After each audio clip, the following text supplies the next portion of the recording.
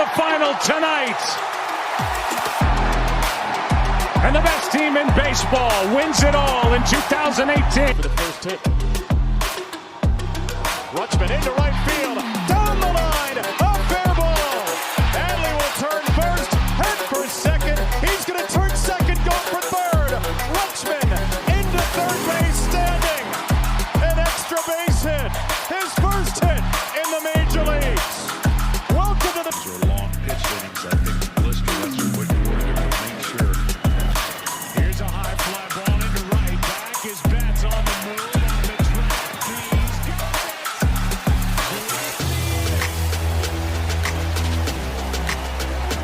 What a catch by Mookie Betts.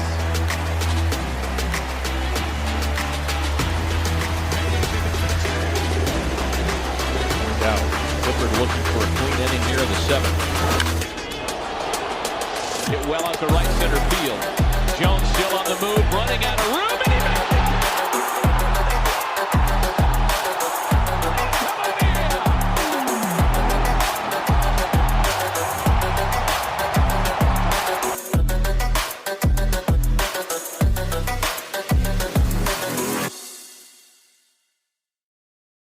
Welcome back to Beyond the Ballpark. We're officially back after a little break. It's been a little while since we've been on the pod. It's really nice to get back, and summer's coming up, so we'll be on the grind every day. Brendan, I don't know how much longer you have of school left, but I graduate Friday, so very good. Brendan, you want to share how much longer you have to go? I think I'm going until June, mid-June, something like that. I don't know the exact date, but definitely on Friday. So yeah, I'll be in school longer than you are. Yeah. Well, I mean, either way, we're wrapping up our school years. Summer's right around the corner, so we'll be on very consistently with Beyond the Ballpark. Very, very exciting. Today, it's the episode that Brendan has been waiting for. It is the Boston Red Sox day. And, they could lose the series today, or they could win the series today against the Orioles. You never know. We're not going to talk about that. We're here to talk about solely the Red Sox, and it should be a very exciting episode. And I know, Brendan, you've been waiting on this for a very long time. I have, yes. Finally get to talk with the Red Sox.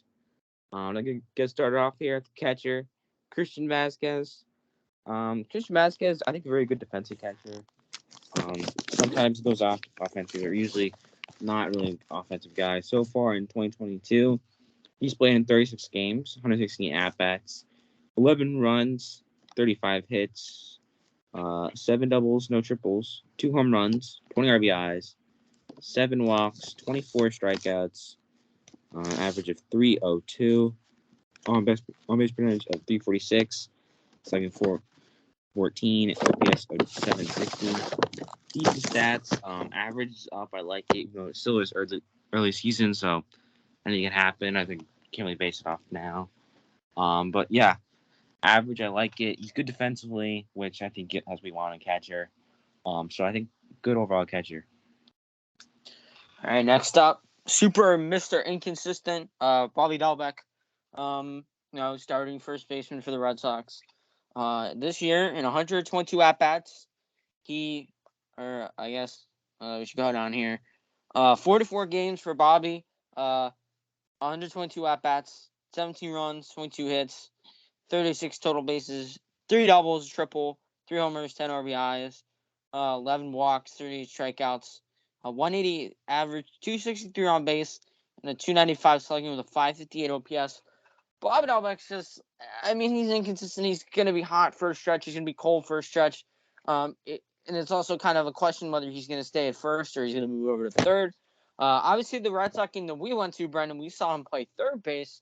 Not a terrible third baseman. He could be, flipping corners with Rafael Devers. We're going to talk about later in this episode. I don't know. Bobby Witt's just kind of he did have 25 homers last year, but he did have like a 240 or 230 average. I don't know. Bobby Witt, still, jury's kind of out. He's only been up since 2020, so we'll see where this we'll see where his young career goes. Now we on to the second base. Their newly signed free agent this offseason, Trevor Story. Kind of had a cool start to the year. He was not good in the first half so far, but now he started picking up, playing a little more what we saw earlier in Trevor Story. He's good defensively, and he's shown his offensive power now. And here are stats. So far in 2022, he's played in 42 games, 162 at-bats, 26 runs, 36 hits, 9 doubles, 9 home runs, 37 RBIs, 19 walks, 56 strikeouts, 6 bases, averaging 222, on-base percentage of 310, slugging 444, and OPS of 754. I like the average to be a little bit up. The home runs are good, and I think the average he's going to higher because 222, that's not really doing it. It is early season, though, so you can't really blame him. But I think he's, cold start. I think he's getting hot now, and we're going to see definitely what Trevor Story we thought we were going to see, which is good. Yeah. And also, I know, Brendan, he was on your fantasy team to begin the year. He had that cold month, and you decided to cut Trevor Story, and then he got hot again. Super unfortunate for you. I don't know if you want to touch on that, but it's a mistake I made. He wasn't that good, so I cut him, but now he's actually playing well. I might try to get him back, but I think it's unlikely.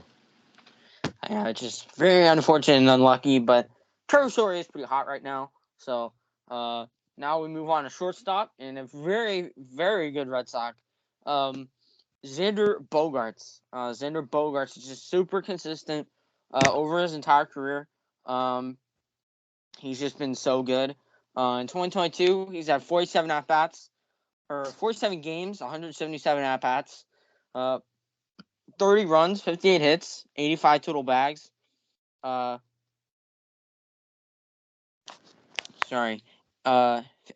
total bags, 12 doubles, no triples, 5 homers, 22 RBIs, 18 walks, 41 strikeouts, intentionally walked once.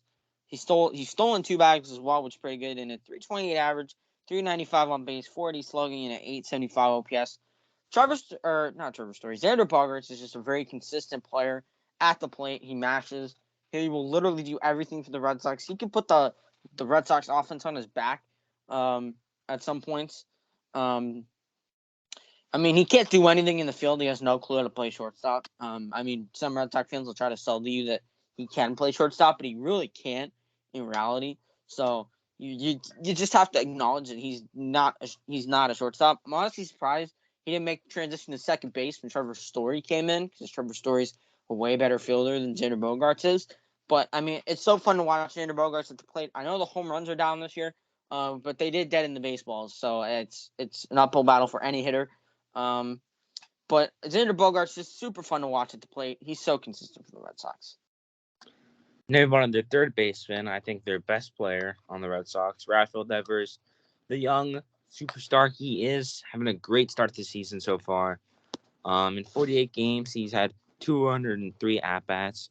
He has 38 runs, 70 hits, 124 total bags, 19 doubles, 1 triple, 11 home runs, 26 RBIs, 10 walks, struck out 39 times, stole 1 bag, averaging 345, on-base percentage of 376, slugging 611, and OPS of 987. Great offensive numbers for him, but he's not like Xander Bogaerts. He cannot field. I think he's one of the worst defensive third basemen in the league. He really is just not good defensively, but he makes up for it with his offense because he's just a great offensively power hitter, just great, and he's young too, only 25 years old, plenty of years left in him, and I'd love to see him grow up in the Red Sox uniform. And now move on to left field, which is Alex Verdugo. Obviously came over in the Mookie Betts trade. So, Brendo, this is a nice player to get from Mookie Betts, but we'll never live up to Mookie Betts. So far this year, for Red Sox, he's had 44 games, 168 at-bats, 16 runs, 39 hits, 58 total bases, 10 doubles, no triples, 3 homers, 23 RBIs, 10 walks, 20 strikeouts, which is an amazing ratio. 2 intentionally walked twice, caught stealing once, 232 average, 269 on base, 345 slugging, 6.42 OPS. Kind of underperformed this year. I still expect Alex Verdugo to play really well, but when it's all said and done. But he's kind of off to a slow start this year. Kind of disappointing because, he's supposed to be the outfielder that Mookie Betts was supposed to be. But I think Alex Verdugo is a really solid player. Only 26 years old. He's just excellent young talent in the game. And I think he's just a very solid outfielder. Now in the center field, a guy that is my favorite player on the Red Sox, Kike Hernandez, a guy that was stellar in the postseason, red hot, and now he's definitely cooled off in the regular season. Definitely not as good as he was now. Because in 2022, he's played in 45 games, 190 at-bats, 26 runs, 39 hits, 66 total bags, 15 doubles, no triples, 4 home runs, 23 RBIs, 16 walks, 33 strikeouts, average 205, on base percentage of 270, slugging 347, OPS of 617. Not great offensive numbers. He is pretty good, solid defensively, and he can basically play anywhere. He plays outfield and he plays second base, so good utility man. And decent hitter. Sometimes he'll go off like in the postseason, but regular season not great of hitter, and yet still my favorite player. I love Kike, and I good still not as good as Betts, but I still like him. Now move on to a guy that I don't think should really be on the Red Sox. Jackie Bradley Jr. This year he's at 45 games, 141 at-bats, 9 runs, 32 hits, 49 total bags, 14 doubles, no triples, a home run, 16 RBIs, 11 walks, 32 strikeouts, not intentionally walked at all. He's stolen a base, but he's also gotten caught stealing. 227 average, 283 on base, 248 slugging, 631 OPS. He's gross defensively. He's probably one of the better defensive outfielders in the game. But Jackie Bradley Jr. does not bring much to the plate. Just doesn't really have a lot of potential with the bat. Came over in the Hunter Renfroe trade, even though he was originally drafted by the Red Sox, and then he elected free agency, signed with the Brewers, and then the Brewers traded him back to the Red Sox. It's a shame that Hunter Renfroe is not on the Red Sox because he would have been great for the Red Sox. But at least you get a good defensive outfielder in Jackie Bradley Jr. Get you very good defensively. Now you want their DH, none other than Julio Daniel Martinez, JD Martinez, a guy that's been around the league a long time, good hitter. In 2021, he got a good start so far. In 39 games, he's had 153 at-bats, 30 runs, 58 hits, 90 total bags, 17 doubles, no triples, 5 home runs, 23 RBIs, 16 walks, 40 strikeouts, averaging 379, on base percentage of 439, and slugging 588, and OPS of 127. So pretty good stats from him. Home runs are a little down, which might be a sign of aging, but I think he's still a solid player, solid hit, bat. He's not good defensively. We'll try to play DH, but a solid bat nevertheless. I think he's going to stay at Red Sox for a while, and I think he's still a good hitter. Now I move on to the pitching side, which is, not great for the Red Sox. But their ace is really good. His name is Nathan Eovaldi. He's been very good his entire career, and he's continuing to show that in 2022. He's gone 2-2 this year, 3.77 ERA, 10 games. They've all been starts. He's had a complete game, sadly, against the Orioles, but I'm really happy for Nasty Nate that he's able to get one of those under his belt in his career, even though it was against my favorite team. None of that bullpen stuff. Hasn't had a hole to save. He's not really a bullpen guy. 57 innings, 55 hits, 28 runs, 24 of them are earned, 16 home runs. He's given up 9 walks, which is amazing. 59 strikeouts. Opponents are averaging 247 off him. And he's got a 1.12 whip. Nathan Eovaldi, Nasty Nate, he's really got this Red Sox pitching staff, bullpen and starting rotation on his back. He's so good. he's an amazing pitcher, and he's such a horse. I mean, he goes out there, he gives you like 5+ innings every single day. Nathan Eovaldi, such a gritty and good pitcher. And I move on to number 2, a guy who really should not be number 2. Nick Pivetta. Nick Pivetta's all right. Usually our number 2 is Chris Sale, but he's been injured for what feels like forever now. So usually our number 2, but Nick Pivetta's filling the hole right now, and I don't think he's really doing that well so far in the season. He's won 4 games. He's lost 4, and ERA 3.95. He's playing 10 games. He's pitched in 54.2 innings, 45 hits, 24 runs. 24 of them were earned. 19 walks, 51 strikeouts. Opponent's average is 222, and whip of 1.17. I mean, not great. Okay so far for the start of the season. I do expect that to go down. Nick Pivetta should really not be number 2, but doing it, Red Sox don't really care about pitching. So this is the number 2. Now we move on to number 3, Michael Wacha. And I just noticed this. He has the best nickname, or one of the best I've ever seen, Whack-A-Mole. I just like to acknowledge that, and how amazing that nickname is. But he actually hasn't been terrible this year. Playing for the Red Sox, he's gone 3-0. He's at a 2.83 ERA. 7 games, they've all been started. 35 innings, 24 hits, 11 runs, they were all earned. 4 home runs given up, 14 walks, 24 strikeouts. Opponents are averaging 192 against them, a 1.09 whip. I mean, Michael Wacha, shockingly, even though he's a super old dude, or not really super old, but he's 30. I don't know if he should really be pitching baseball anymore. But, he's having a nice little resurgence with the Red Sox. And for a team that is in dire straits of pitching help, he's not been terrible. So, Michael Wacha, kind of a solid number 3 this year, even though he probably shouldn't be this good in reality. Now you want to number 4, another really old pitcher, a guy that's been in the league a long time. Rich Hill, been in the league since 2005, 42 years old. I mean, a former Oriole. He was there for a year. This guy's been, wow. He's actually having a decent start to the season. He's won 1 game, lost 2. ERA 3.86. He's played in 8 games. He's played in 35 innings.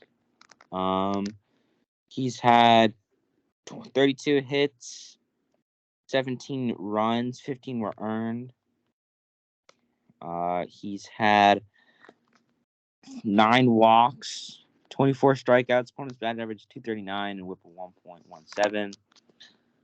Decent start for a 4 guy. Rich Hill, 42 years old. I mean, I don't know how he's still doing it. He's still somewhat okay.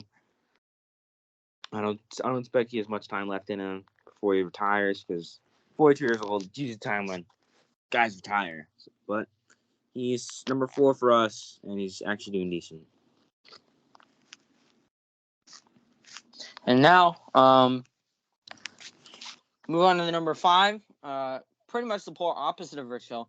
I would just like to note about Rich Hill, he is a native of Boston, Massachusetts, so I'm sure it's pretty cool for him to play for his childhood team. But now we move on to a guy that's, kind of the polar opposite of Rich Hill. Garrett Whitlock, who's super young, who's got a long career ahead of him, and who's also really, really good. Taking the Rule 5 draft by the Boston Red Sox, widely considered one of the best Rule 5 steals in a hot minute. 22. Last year he was kind of a bullpen guy.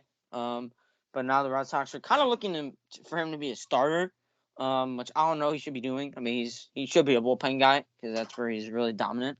But Red Sox really just need pitching help. So literally anything they can do, they will do. Whitlock's gone 1-1 this year, 3.49 ERA, 11 games, 7 of them have been starts. He's gotten a save actually. And he's had 2 save opportunities. 38 2/3 innings, 33 hits, 16 runs, 15 of them were earned, 5 home runs given up to opponents, 11 walks, no intentional walks, 44 strikeouts. Opponents are averaging 223 against this guy, and he's got a 1.14 WHIP. Garrett Whitlock, really dominant pitcher. He's really good arm for a 25-year-old.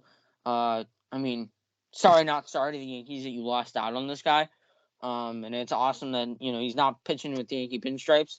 So yeah, Garrett Whitlock, really solid pitcher, and is a great pickup last year by the Boston Red Sox. So Garrett Whitlock, just a really good arm. Now we wanted the bullpen with the closer, Hansel Robles, who's having a good start to the year so far. I think he was not expected to be good, but so far he's shown a good sign in the bullpen. So far, he's played in 16 games. He's won 1, lost 1. ERA of 2.65. He's played in 17 innings, 12 hits, 8 runs, 5 were earned. Walked 6 batters, struck out 11. Opponent's average is 1C7 and WHIP of 1.06. That's a pretty good closer so far. Hopefully he can keep it up the rest of the season because we need him. This bullpen has no depth, really. This is one of the only guys we have, and doing good so far. We need to keep that going. That's one of the best bullpen pieces we got. I believe Hansel Robles is, he's on the injured list right now, 15 days. But we made this list last week, so we didn't really know that he would be hurt this year. Now I move on to the second bullpen arm we have for the Red Sox. Jake Diekman, who was acquired via free agency this year. He's 35, maybe a couple more years left in him. He hasn't been terrible for the Red Sox. 2022, he is 1-0. He has a 3.63 ERA, 21 games. None of them are started. 9 holds, a save, and had 4 save opportunities. 17 in the third innings this year. 13 hits, 9 runs. 7 of them were earned. 3 home runs. 13 walks. 1 intentional walk. 25 strikeouts. And opponents are averaging 210 against him. 1.5 WHIP. Red Sox, again, this is just a huge issue for them that they need pitching. So literally any arms that you can get, they should be able to obtain. Jake Diekman actually been pretty good for the Red Sox out of the bullpen. And I'm sure Red Sox fans are happy that they have at least, 2 guys in the bullpen. Now number 3 guy, Matt Barnes. Probably a better guy we could have included here, but we got to include Matt Barnes because he's just so good. Starting off the year, he's played in 19 games, won none of them, lost 3. ERA of 6.75. 16 innings played. He has 14 hits, 15 runs, 12 were earned. Walks 12 batters, struck out 13, average 233, WHIP of 1.63. Matt Barnes is really not that good anymore. I don't know. He's just someone better we could have picked, but we got to include Manny Backpacks. Red Sox lifer, been the Red Sox all his career. I checked that saying under they're going to trade him because he's Manny Backpacks. Yeah, really not that good, but we're keeping him. You always got to mention Matty Backpacks when it comes to the Red Sox. Now we move on to our prospect, Marcelo Meyer, taken last year in the 2021 draft by the Boston Red Sox, 4th overall. Absolute steal, considering that many were projecting him to be the number 1 overall pick. So if Xander Bogaerts leaves Boston, Marcelo Meyer is going to be on his way up, and he'll probably be very good. He's got a 60 hit grade, 55 power grade, 45 run grade, 60 arm grade, 60 field grade, and an overall 60. Marcelo Meyer's a really, really good player. And if you take a look at the stats, he's currently with the Salem Red Sox, the A-ball team for the Boston Red Sox. And he's batting .333. He's got a .386 on base, .507 slugging, .893 OPS, 17 games, 75 at-bats, 9 runs, 25 hits, 10 doubles, no triples, a home run, 13 RBIs, 7 walks, and 23 strikeouts, as well as 4 stolen bags. Really good from Marcelo Meyer. You could expect him to stick at shortstop. Many people consider him to stick at that position, and he should be able to move. I think Marcelo Meyer's pretty good. And, the Red Sox last year got an absolute steal with this draft pick.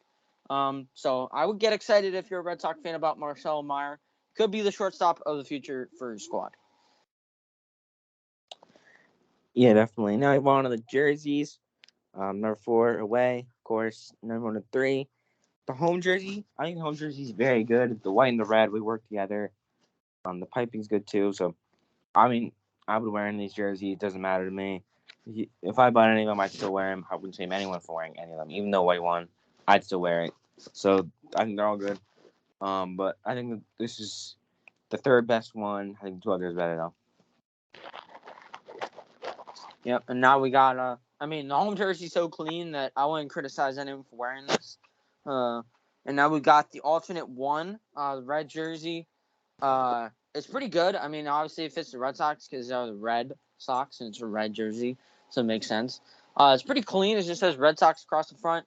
It's the home jersey. It's the home alternate, so no name on the back. It's a pretty clean jersey coming in here at number 2. Number 1, we got the navy blue one, alternate 2. This is the one I actually own. I have a Mookie Betts one in this. That's one I wear for all the Red Sox games I go to. Yeah, it's a good jersey. I think it's the best one. Very clean looking. Navy blue works well with the red. And yeah, it's just really good jersey altogether. I like I said before, I'd wear any of these jerseys. So I think they're all good.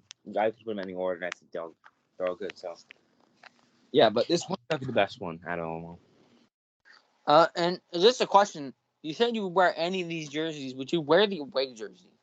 Yes, I would.